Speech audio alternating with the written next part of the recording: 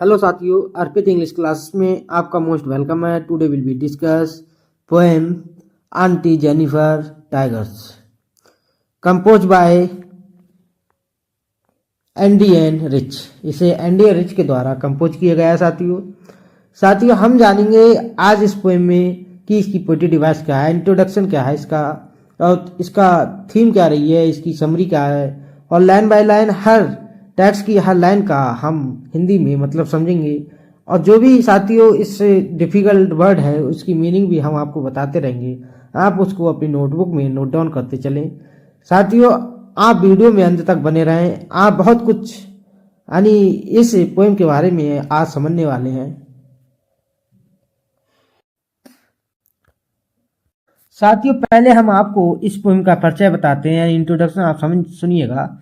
क्या aunty Jennifer के बाग यानी जो पोएम है उसका हिंदी में जो मतलब है वो आंटी जेनिफर के बाग एक ऐसी महिला के बारे में कविता है जो अपनी पति द्वारा प्रताड़ित है। वह अपने आंतरिक विचारों और भावनाओं को व्यक्त करने के लिए अपनी कला का सहारा लेती है। बाग उसकी ताकत और शक्ति का प्रतिनिधित्व करते हैं और कविता उसके पति को यह बताने का तरीका है कि वह अब और प्रताड़ित नहीं होने वाली है। ये साथियों इसका इंट्रोडक्शन रहा। अब हम आपको साथियों इसकी जो थीम है इस पोएम की, तो उसकी थीम एक्चुअल में क्या है उसको समझिएगा। क्या aunty Jennifer tigers Adrian rich की एक कविता है। यह कविता एक ऐसी महिला के बारे में है जो प्रेमहीन विवाह में फंस गई है। उसे एक ऐसी शादी की अंगूठी पहनने के लिए मजबूर किया जाता है जो उसकी अंगूठी के लिए बहुत तंग है। कविता इस बारे में भी है कि वह अपने जीवन के बारे में कैसा महसूस करती है। वह अपने जीवन में खुश नहीं है और उसे लगता है कि वह एक कैदी है। यह साथियों इसकी थीम रही है। हम अब साथियों लाइन बाय लाइन यानी टेक्स्ट को समझने से पहले थोड़ा इससे जो पोएम की जो कवित्री हैं यानी एंडी एन रिच के बारे में थोड़ा हम जानेंगे। जो एंडी एन रिच है साथियों वो हमें बहुत कुछ बताना चाहती हैं इन लाइनों में। तो हम साथियों इन कवित्री के बारे में थोड़ा जरूर जाने। क्या एंडी एन रिच अमेरिका की एक निबंधकार, कवि और कट्टरवादी नारीवादी थी। वह 20वीं सदी के दूसरे भाग में सबसे प्रभावशाली और लोकप्रिय कवियों में से एक बन गईं। समकालीन महिला आंदोलन में सिद्धांतकार और कवि के रूप में उनकी सक्रिय भागीदारी थी। उन्होंने अपने काम के माध्यम से सैन्यवाद और नस्लवाद के प्रति मौजूद प्रतिरोध व्यक्त किया। साथियों इन लाइनों का जो मतलब है वो भी आपको हम समझा देते हैं जो आपकी टेक्स्ट में दिया गया है। अबाउट द पोएट कवि के बारे में यानी एंड्रियन रिच 1929 से 2012 यानी जो उनका जो जीवन काल रहा है 1929 से 2012 है। 1929 में उनका जन्म हुआ और 2012 में उनकी डेथ हो गई। यानी किसकी? एंडी एन रिच कवित्री की। करे बाज बॉर्न इन बाल्टीमोर यानी बाल्टीमोर मोर और मैरीलैंड यूएसए। यानी उनका जो जन्म हुआ था यानी बाल्टीमोर का जन्म बाल्टीमोर में हुआ था और वो जगह क्या थी? Maryland USA. She is widely known for her involvement in contemporary women's movement as a poet and theorist. वह एक कवि और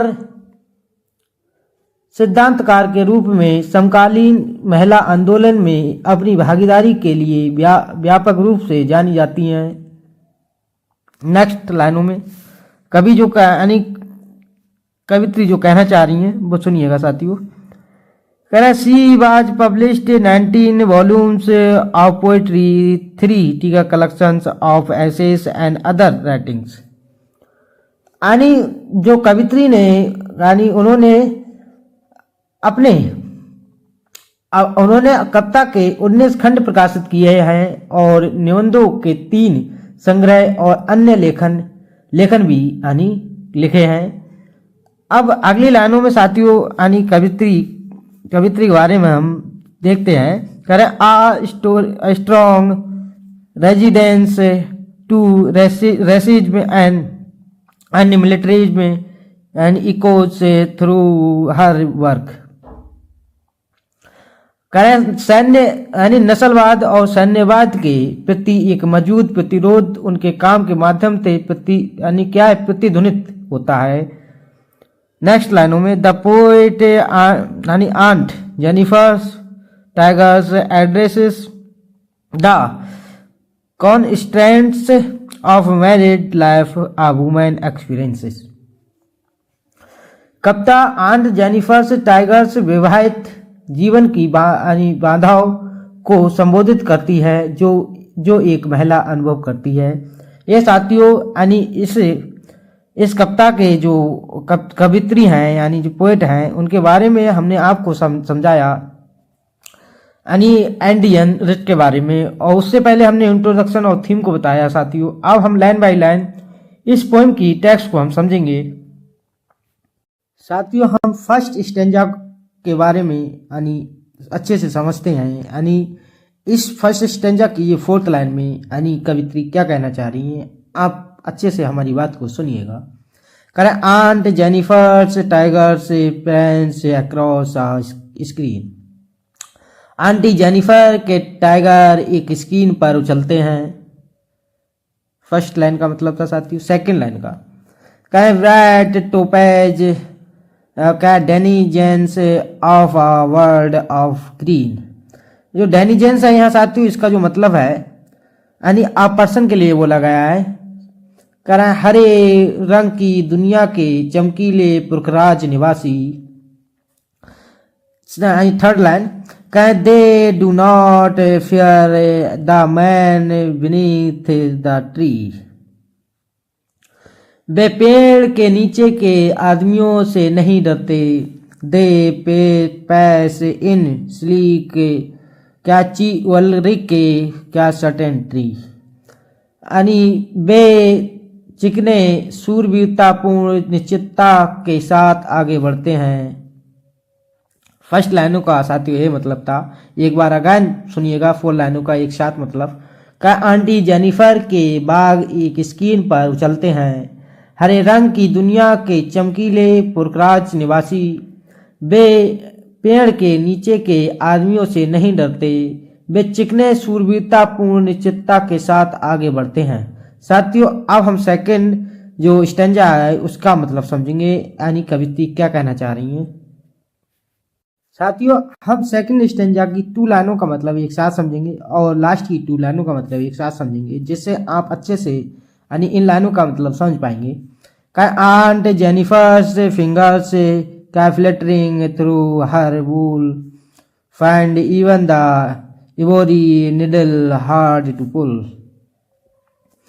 आंटी जेनिफर की उंगलियां ऊन में फड़फड़ा रही हैं। हाथी दांत की सुई भी खींचना मुश्किल लग रहा है। यानी ऐसा लग रहा है कि हाथी के दांत में की जो सुई है उसकी तरह खींचना मुश्किल लग रहा है।